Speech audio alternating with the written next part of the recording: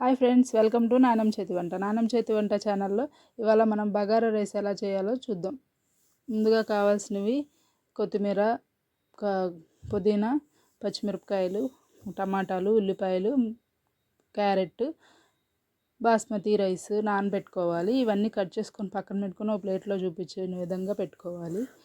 Next బిర్యానీలోకి పలావ్ కదా కాబట్టి దానిలోకి మసాలా ఐటమ్స్ అనాస పువ్వు, మరాఠీ మొగ్గ, లవంగాలు, చెక్క, యాలక్కాయలు, షాజీరా, కొంచెం మిల్ మేకర్స్ నానబెట్టుకోవాలి. తర్వాత స్టవ్ వెలిగించి ఒక గిన్నె పెట్టుకొని దాంట్లో నూనె వేసుకొని ఈ కట్ చేసుకున్న ముక్కలు, మసాలా దినుసులు అన్నీ వేసుకోవాలి. లైట్ బ్రౌనిష్ కలర్ వచ్చిన దాకా వేయించుకోవాలి. గోల్డెన్ కలర్ వస్తుండగా కొంచెం కరివేపాకు కూడా వేసుకుంటే చాలా బాగుంటుంది స్మెల్, అది ఫ్లేవరు.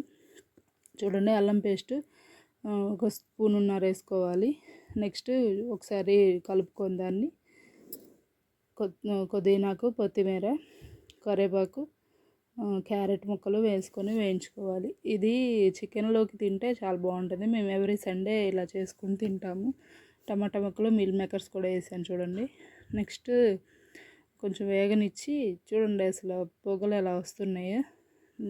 తర్వాత వాటర్ యాడ్ చేసుకోవాలి. దాంట్లోకి మనం బియ్యం ఎంత తీసుకుంటామో దానికి 1:2 రేషియోలో వాటర్ యాడ్ చేసుకోవాలి. యాడ్ చేసుకొని ఇలాగా పొంగు వచ్చేదాకా చూసి తర్వాత పొంగు వచ్చిన తర్వాత నానబెట్టుకున్న బియ్యాన్ని దాంట్లో వేసుకొని మొత్తం రొటేట్ చేసుకొని కలుపుకొని తిప్పుకోవాలి. నెక్స్ట్ చూడండి, మన వేడివేడి బగారా రైస్, తెలంగాణ వాళ్ళు అయితే బగారా రైస్ అంటారు, మనమైతే కలర్ రైస్ విధాలుగా పిలుస్తాము. చూడండి, కలర్ వేస్తున్నా నేను. కలర్ యూజువల్లీ ప్రిఫర్ చేయం, కాకపోతే ఎప్పుడన్నా అకేషన్గా వేసుకుంటాం. చూడండి, కలరు 2 కలర్స్ వేసాను. రెడ్ కలర్ ఒకటి, ఎల్లో కలర్ ఒకటి, కేసరి కలర్ ఒకటి, 2 వేసాను. నేనైతే కుమ్మేసానండి. చాలా చాలా బాగుంది. మీరు కూడా చేసుకొని ఒకసారి టేస్ట్ చేయండి, కామెంట్స్ చెప్పండి.